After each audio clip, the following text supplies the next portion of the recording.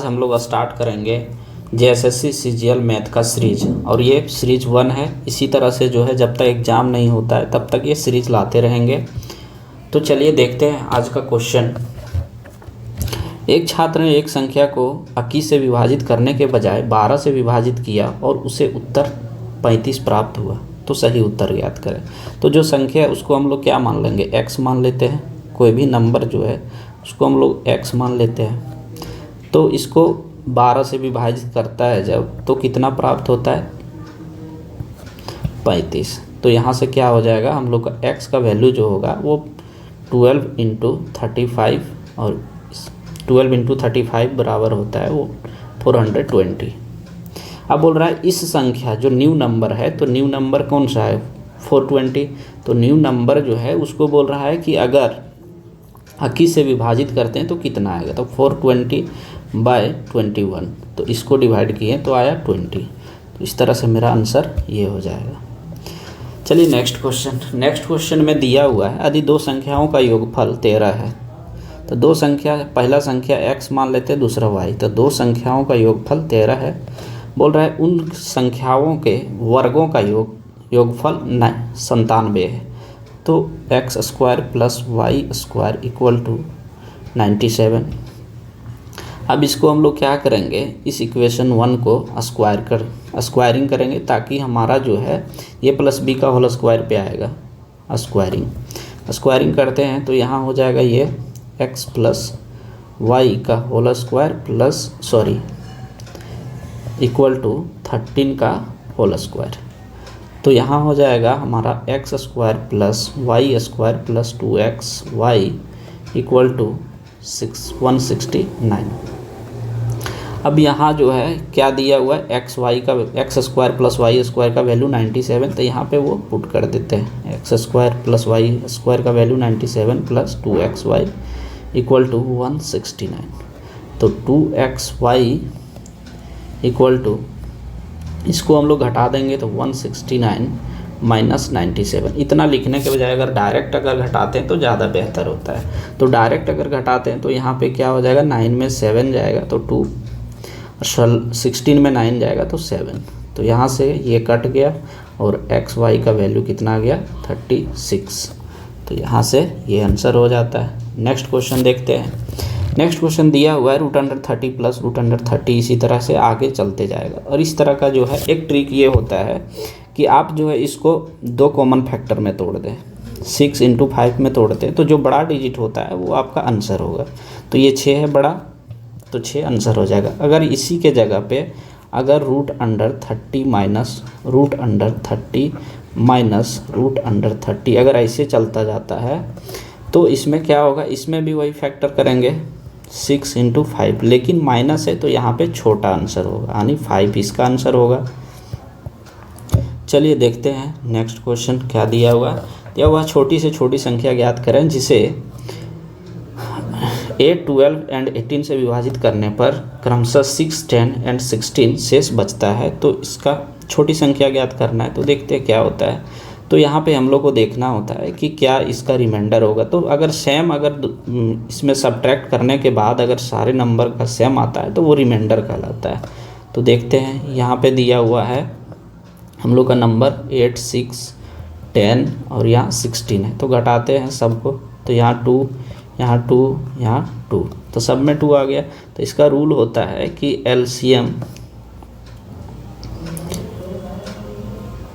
LCM of 8, 12 और 18 -r। तो r के प्लेस पे क्या हो जाएगा, r के प्लेस पे ये हो जाएगा 2।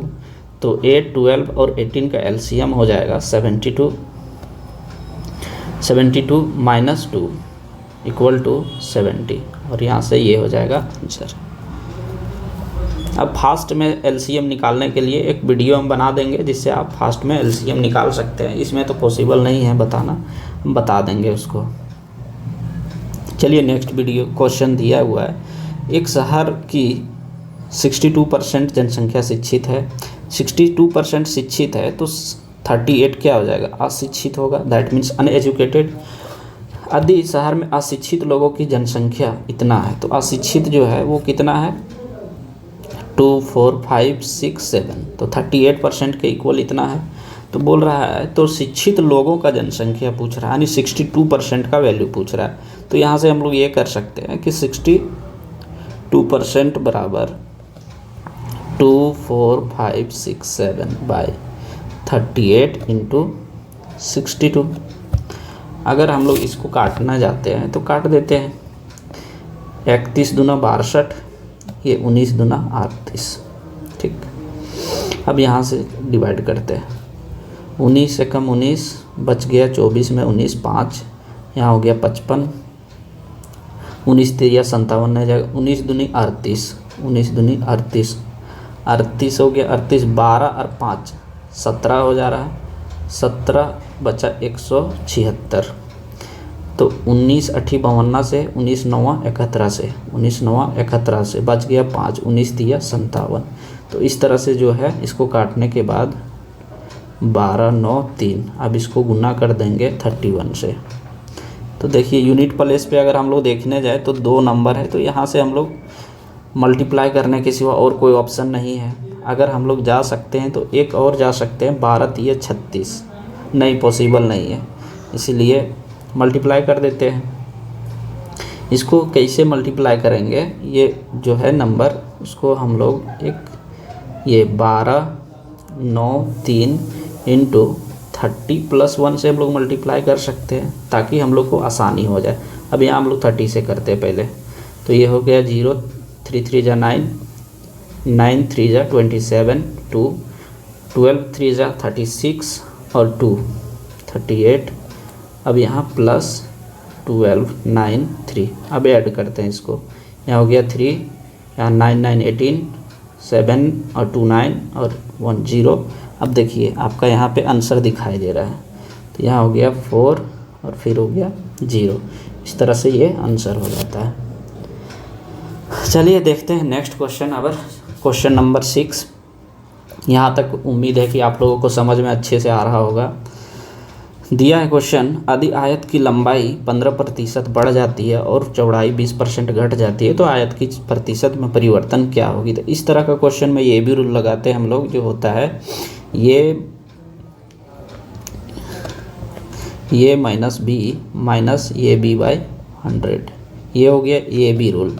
अकॉर्डिंग टू द क्वेश्चन, यहाँ पे पहले बढ़ रहा है तो ऐड किए, घट रहा है तो घटा दिए। फिर इसको हम लोग देखते हैं, इसको मल्टीप्लाई करेंगे तो माइनस ये प्लस ये minus B equal to minus ये बी हो जाएगा। इसलिए इस तरह का सिचुएशन क्रिएट यहाँ हो गया। तो हम ये लोग यहाँ पुट करते हैं वैल्यू 20 माइनस 15 इंटू 20/100, इतना हो गया। अब यहाँ से हम लोग काट देते हैं, 20 25 100, 5 3 15। तो यहाँ कितना हो जाएगा, 20 में 3 हो जाएगा 23, 15 और 8 23। तो यहाँ पे कमी हो रहा है, 15 माइनस 23 तो -8, मतलब हम लोग को लॉस होगा 8% का।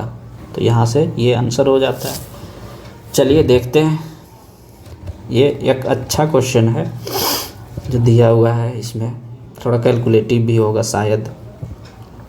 ये बी को 25% लाभ पर 300 रुपया में माल बेचता है। ये ने 25% लाभ 300 रुपया में माल बेचता है, बी को देता है। तो पहले निकालना होगा कि ये का सीपी क्या है। तो ये का सीपी निकालने के लिए हम लोग क्या करेंगे, 300 इंटू 100/125, ठीक, 25 25 25 से 25 चौके 100, 5 6 30 हो गया 240। तो ये हो गया ये का सीपी, ठीक। फिर बोल रहा है बी इसे, ये का सीपी ये होगा और बी का जो होगा, बी इसे 10% हानि पर सी को बेचता है, ठीक। तब बी का जो होगा ये क्या हो जाएगा, 240 रुपया हानि पे बेचता है। तो 300 इंटू 90/100, तो यहाँ से ये कट गया, तो ये हो जाएगा 270। तो 270 रुपया जो होगा वो आपका क्या होगा, बी इसे 10% हानि पर सी को बेचता है, यानी ये बी का जो होगा वो सीपी होगा, बी का सीपी होगा। और ये एस पी होगा किसका, सी का, एक सेकेंड, ये होगा एस पी होगा बी का और सी पी होगा सी का। दैट मीन्स इस तरह से हम लोग लिख सकते हैं S P of B equal to C P of C equal to 270, ये हो गया। अब बोल रहा है सी का क्रय मूल्य, सी का क्रय मूल्य, सी का क्रय मूल्य कितना है 270, 270 जो है सी का क्रय मूल्य, ये के क्रय मूल्य के, ये के क्रय मूल्य के, ये के क्रय मूल्य के कितने प्रतिशत के बराबर है, तो x प्रतिशत इक्वल टू 100 कर देते हैं। अगर प्रतिशत लगाते यहाँ से ये कट गया, यहाँ से अगर हम लोग काटते हैं तो 6 चौके 24, 25 चौके 100, यहाँ से हम लोग काट देते हैं 2 तिया 6, 9 तिया 27। आगे हम लोग करते हैं क्रॉस मल्टीप्लाई, तो क्या हो जाएगा 25 9 225 बटे 2, और इसको अगर हम लोग काटते हैं तो 112.5, और ये हो जाएगा इसका आंसर। तो ये क्वेश्चन थोड़ा बढ़िया था, कुछ मिक्सअप क्वेश्चन ज़रूरी होते हैं, इसलिए मैंने इसको भी रख लिया है। चलिए देखते हैं नेक्स्ट क्वेश्चन। दिया हुआ रेशियो का एक क्वेश्चन है, बी और डी निकालना है। इसमें दिया है ये इक्वल टू 2b/3, तो यहाँ पे हम लोग क्या लिख सकते हैं, ये बी, ये बाय बी, ये बाय बी इक्वल टू 2/3, ठीक है। यहाँ लिख सकते हैं हम लोग b by C equal to 2/3, और यहाँ पे जो है c by D equal to 2/3 लिख दी। अब नीचे जो है सारा का 3 3 3 आया है। अब हम लोग क्या करेंगे, अब देखते हैं, इसको इक्वेट करने का कोशिश करते हैं। ये बाय बी, बी यहाँ 2 है, यहाँ बी 3 है, यहाँ सी 3 है, तो यहाँ सी 2 है, तो शायद हमारा काम चांस है कि बन सकता है। 3 से देखते हैं, मल्टीप्लाई करते, 3 2 जा 6 यहाँ करेंगे, तो यहाँ भी 2 से करना होगा, तो B4 नहीं होगा। ऐसा करते हैं हम लोग कि इसको पुराना मेथड अप्लाई करते हैं, जो आपका ये होता है, ये ratio B equal to B ratio C, that means 2/3 और ये 2/3, तो यहाँ से हो जाएगा 2 2 जा 4, 3 2 जा 6 और 3 3 जा 9। यहाँ हो गया ये हो गया B, ये हो गया C। यहाँ ए बी सी निकल गया। अब सी और डी निकालना है। सी और डी, तो ये 2 हो गया और ये 3 हो गया, तो यहाँ से निकला 4 दूना 8, 6 दूना 12, 9 दूना 18 और 9 तिया 27। तो इस तरह से हम लोग को पूछा क्या है, बी और डी का अनुपात, तो बी हमारा ये हो गया और डी ये हो जाता है, तो 12/27। तो यहाँ काट देंगे हम लोग, 4 3 जा 12 और 9 3 जा, तो 4/9, तो ये आपका आंसर हो जाएगा। चलिए देखते हैं नेक्स्ट क्वेश्चन। नेक्स्ट क्वेश्चन में दिया हुआ है पार्टनरशिप का क्वेश्चन है। दिया ये और बी जो है क्रमशः 12,000 रुपये और 6,000 रुपये का निवेश करता है, एक साझेदारी के साथ अपना बिजनेस शुरू कर रहा है। 8 महीने बाद 15,000 की पूंजी के साथ सी भी जुड़ जाता है।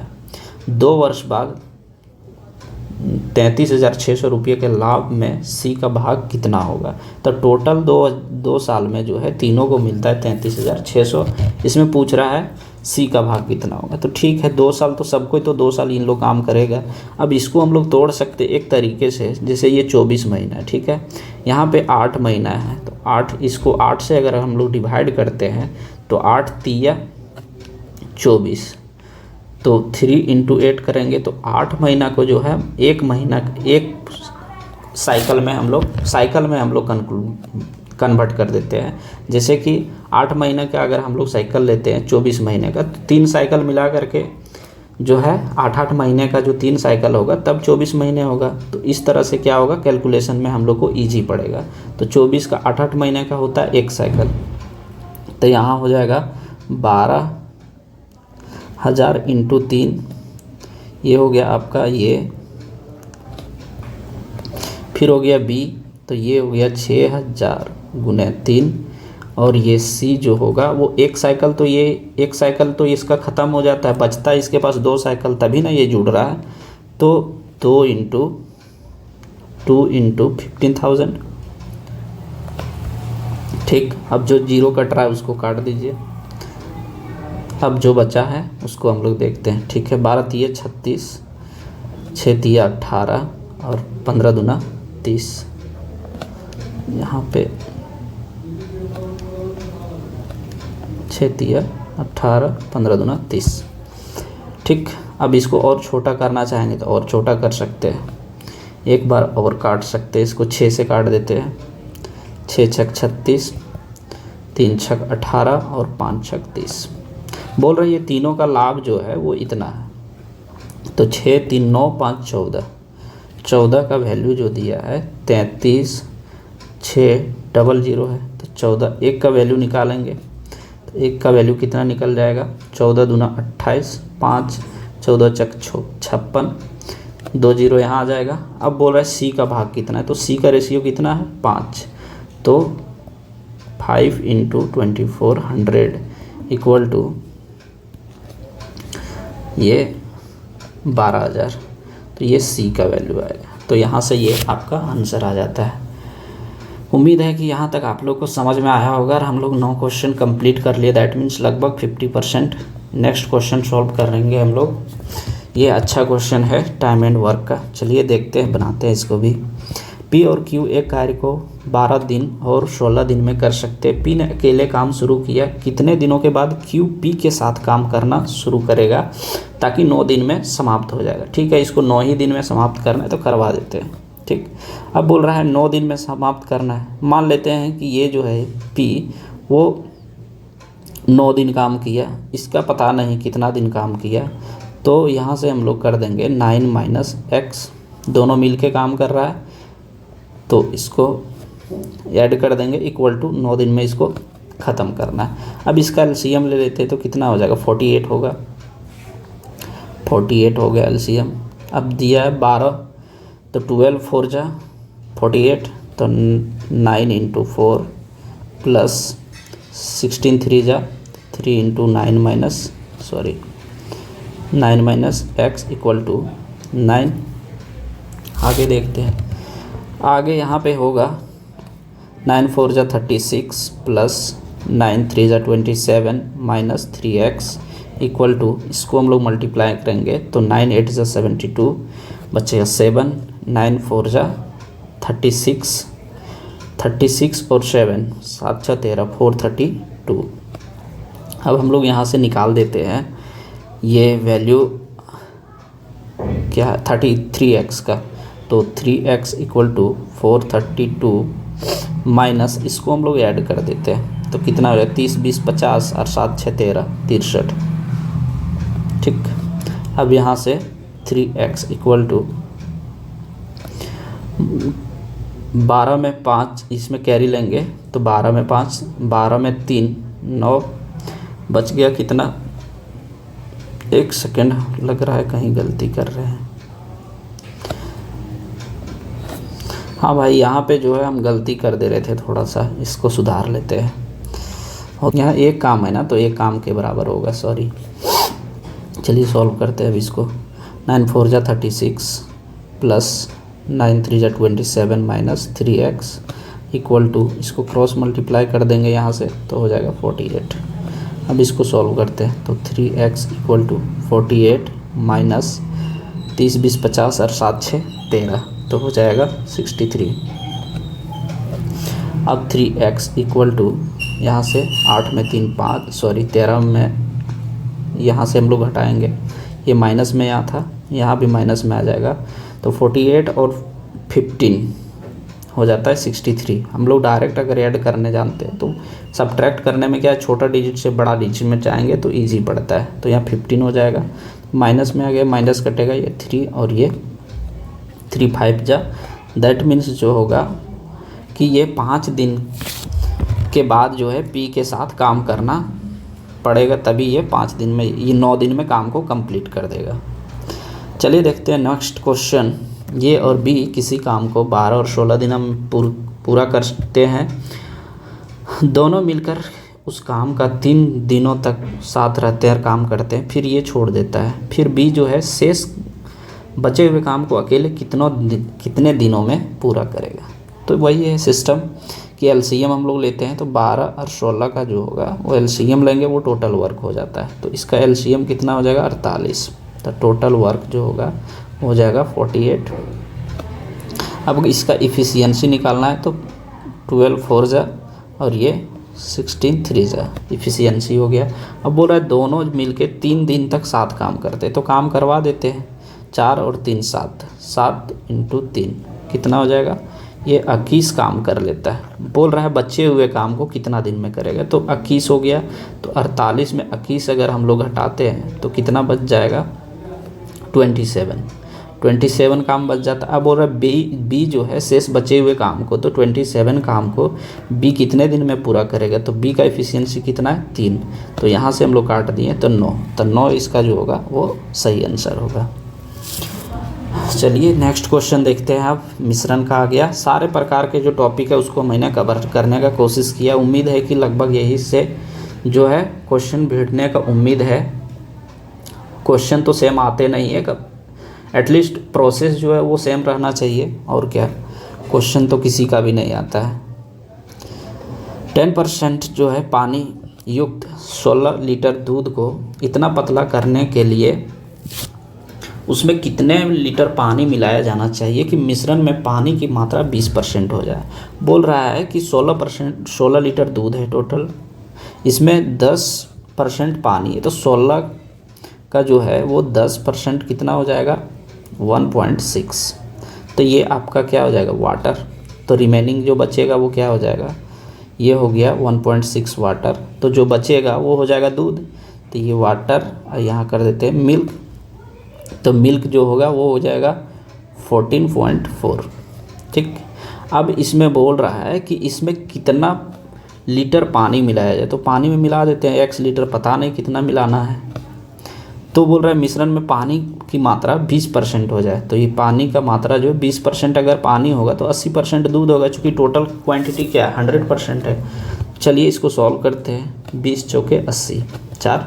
अब इसको हम लोग सॉल्व करेंगे तो क्या हो जाएगा 16 चौक 64, तो ये हो जाएगा 6.4 + 4x = 14.4, तो ये 4x = 14 में 6 जाएगा तो 8, तो x का वैल्यू जो होगा वो 2 हो जाएगा।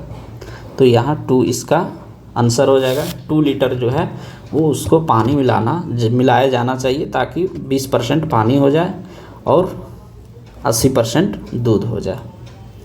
नेक्स्ट क्वेश्चन है, एक नल 20 मिनट में एक टैंक को भर सकता है। यदि रिसाव 60 मिनट में टैंक खाली करने में सक्षम है तो टैंक कितनी देर में भर जाएगा। तो रिसाव का जब बात होता है तो हम लोग इसका भी वही जो प्रोसेस हमारा टाइम एंड वर्क का होता है ये भी पानी और टंकी में भी होता है। तो चलिए देखते हैं इसका। तो यहाँ 60 मिनट है, एक 20 मिनट है, ये भर रहा है, ये खाली कर रहा है, ठीक है। तो एलसीएम कितना हो जाएगा 20 और 60 का, तो 60 हो गया। अब इसका क्या हो जाएगा इफ़िशियंसी जो होगा वो 20 × 60, एक का होगा, एक का एक होगा। ये भर रहा है, ये खाली कर रहा है। अब जब हम लोग इसको भरने चालू करेंगे तो क्या होगा, एक तरह से भरेगा, एक तरह से खाली होगा, तो क्या हो बचेगा कितना 2, तो 2 बचेगा। अब 2 को अगर हम लोग भरना चाहते हैं 2 की इफ़िशियंसी से तो कितना घंटा लगेगा 60/2 यानी 30, तो 30 मिनट लगेगा, सॉरी घंटा नहीं मिनट लगेगा, गलती बोल रहे थे, तो मिनट में आंसर दिया। ये क्वेश्चन दिया हुआ है कि 10 वर्ष किसी धन पर 10 वर्ष बाद साधारण ब्याज 600 रुपया हो जाएगा। यदि 5 वर्ष बाद मूलधन को 3 गुना बढ़ा दिया जाए तो 10 वर्ष बाद कुल ब्याज कितना होगा। तो 10 वर्ष बाद 600 रुपया हो जा रहा है मेरा बैलेंस, तो ठीक है। तो यहाँ पे हम लोग क्या करेंगे, वही रूल लगाएंगे, PRT/100 = 600 वाला रूल। हाँ तो देखिए बोल रहे थे कि यहाँ PRT/100 = 600। अब यहाँ टाइम मेरा कितना दिया 10 साल, तो 10 साल में सॉल्व करते हैं हम लोग। PR × 100 10/100 = 6000। 600 सॉरी, यहाँ से काट दिए तो पी आर का वैल्यू कितना आ गया 6000। पी आर का वैल्यू 6000 आ गया। अब अकॉर्डिंग टू द क्वेश्चन बोल रहा है कि 5 वर्ष बाद मूलधन को 3 गुना बढ़ा दिया जाए। तो 3 गुना हम लोग को बढ़ाना है तो क्या हो जाएगा 5p into R by 100 plus 3 गुना अगर हम लोग बढ़ाना है तो 3 गुना बढ़ा देते हैं यहाँ पे, तो हो जाएगा 5 into 3p into R by 100। ठीक, अगर इसको हम लोग सॉल्व करते हैं तो कितना हो जाएगा 5p और 5 3 जा 15, तो यानी 20 पी आर बाई 100। ठीक, अब दिया है पी आर का वैल्यू, यहाँ से हम क्या दिया हुआ है 6000। ठीक, अब यहाँ हम लोग पुट करेंगे तो हो जाएगा 20 इंटू 6000 बाई 100। इसको काटेंगे हम लोग तो ये 0 कट गया, तो 6 2 जा 12 यानी 1200 जो होगा इसका आंसर हो जाएगा। तो 10 वर्ष बाद इसका जो होगा कितना टोटल जो होगा ब्याज वो 1200 रुपया हो जाएगा। जी हाँ दोस्तों, देखिए अब नेक्स्ट क्वेश्चन दिया हुआ है। एक समद्विबाहु त्रिभुज का परिमाप 32 सेंटीमीटर है। इसका आधार एक समान भुजाओं का 6/5 गुना है, तो क्षेत्रफल ज्ञात करें। तो निकालते हैं इसका क्या होगा। एक त्रिभुज बनाते हैं पहले, ये तो टेढ़ा बन गया, चलिए चलेगा। चलिए यहाँ पे एक त्रिभुज ले लिया है, ये बी और सी। अब बोल रहा है कि इसमें जो है समद्विबाहु त्रिभुज है, तो यहाँ पे ये होगा, यहाँ पे ये होगा। ये बोल रहा है कि ये जो बेस होगा यानी आधार जो होगा ये का 6/5 गुना होगा। ठीक, अब यहाँ से हम लोग क्या कर सकते हैं, इसको एक लाइन खींचेंगे तो ये मिड पॉइंट हो गया। अब मिड पॉइंट हुआ तो यहाँ पे मेरा कितना हो जाएगा, इसको 2 भागों में हम लोग बांटेंगे तो यहाँ हो जाएगा 6 ये बाई 5। अब इसमें जो है बाई करेंगे 2, तो ये हो जाता है हमारा, एक सेकेंड ठीक है, ठीक हम लोग जा रहे हैं।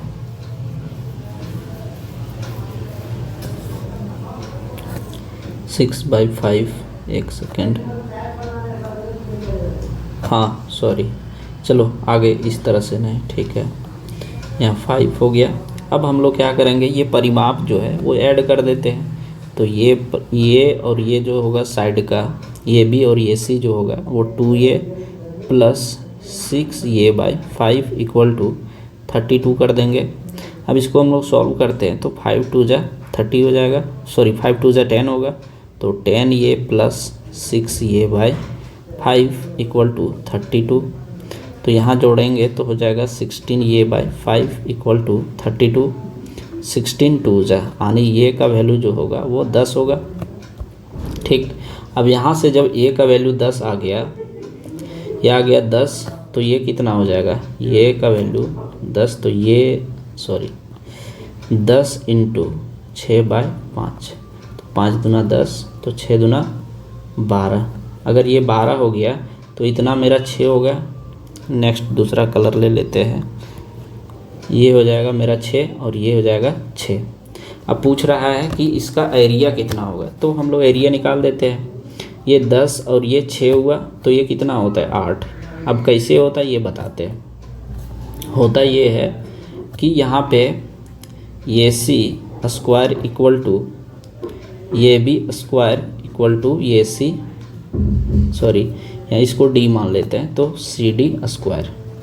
अब इसको हम लोग सॉल्व करते हैं तो ये सी कितना दिया हुआ है 10, तो 10 का स्क्वायर कितना हो जाएगा 100 इक्वल टू ये भी कितना दिया हुआ है, ये भी हम गलती कर दे रहे हैं, यहाँ से सी डी का स्क्वायर और ये डी का स्क्वायर हम लोग को निकालना था, ये डी का स्क्वायर निकालना था। तो ये D square plus C D जो है वो 6 दिया है, तो 6 का स्क्वायर 36।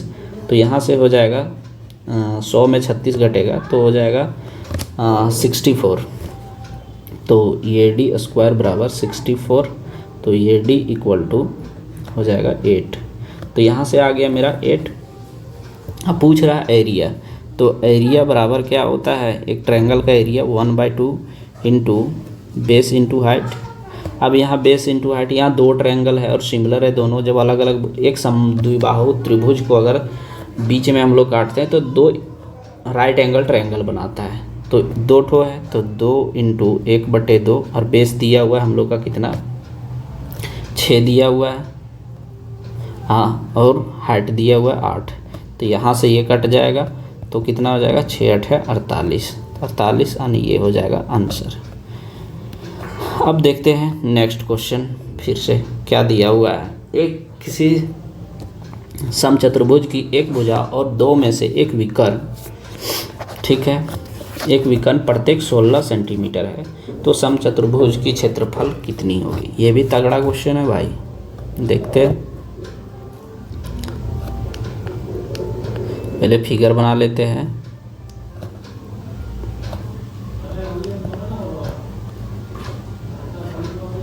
ये हो गया, चलो इसको हम लोग डायगोनल भी बना दे रहे हैं। ये हमेशा क्या होता है, 90 डिग्री पे काटता है समचतुर्भुज। तो यहाँ दिया एक विकर्ण जो होगा वो 16 होगा, तो विकर्ण 16 होगा तो क्या हो जाएगा, उसका आधा होगा, तो ये 8 हो गया। ये बोल रहा है साइड जो होगा वो 16 होगा।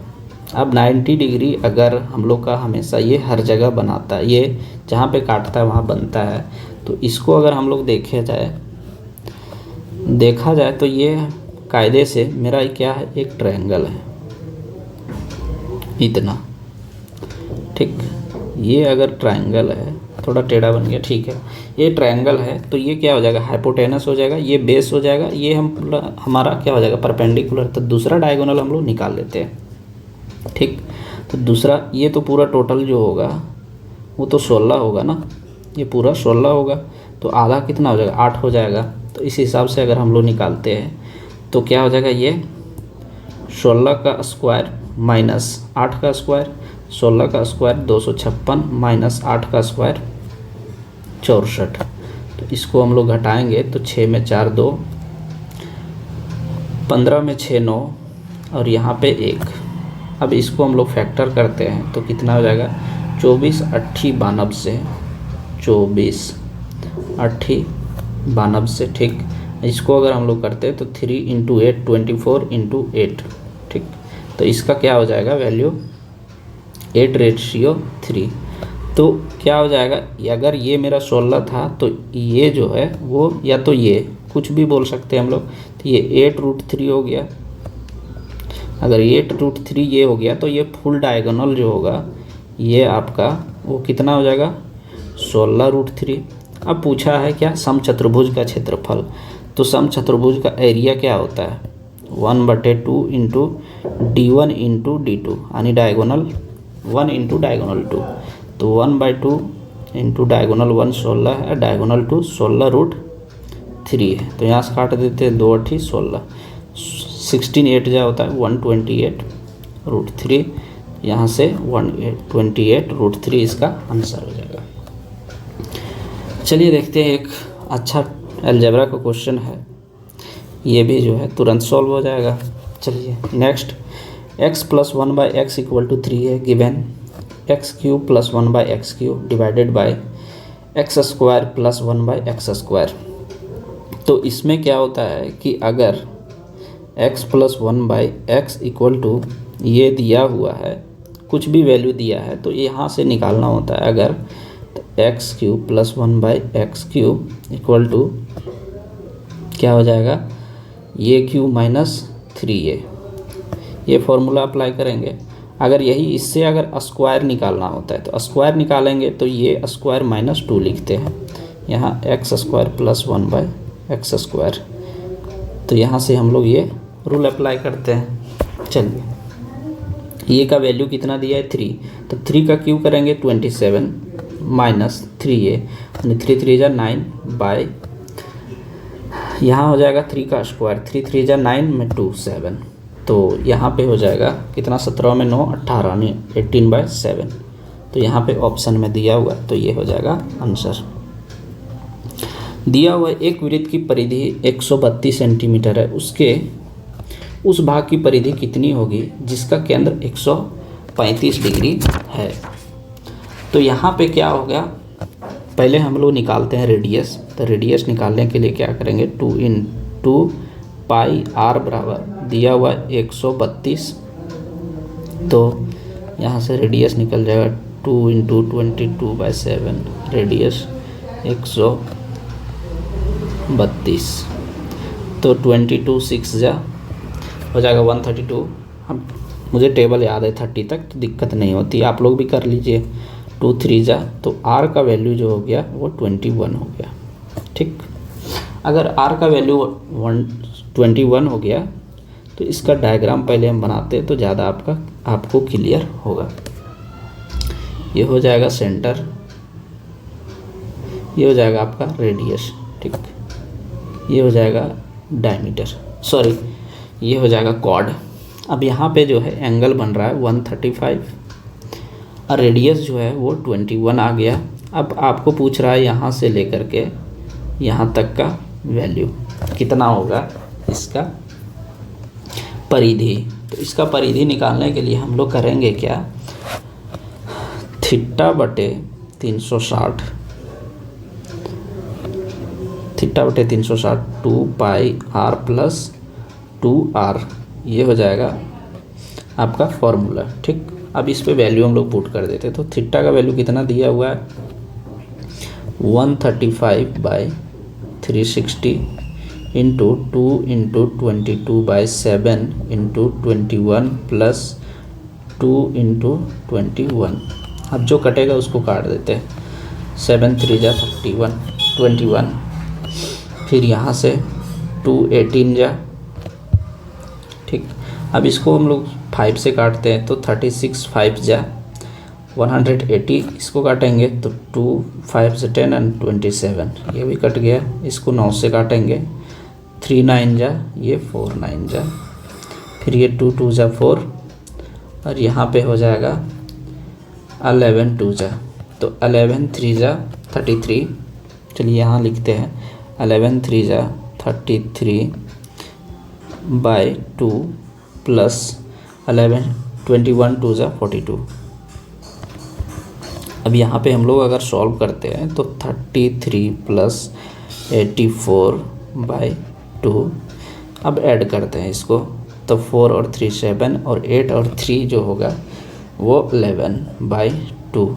इसको अगर हम लोग काटते हैं तो हो जाएगा, एक सेकंड, शायद हम कहीं गलती कर रहे हैं।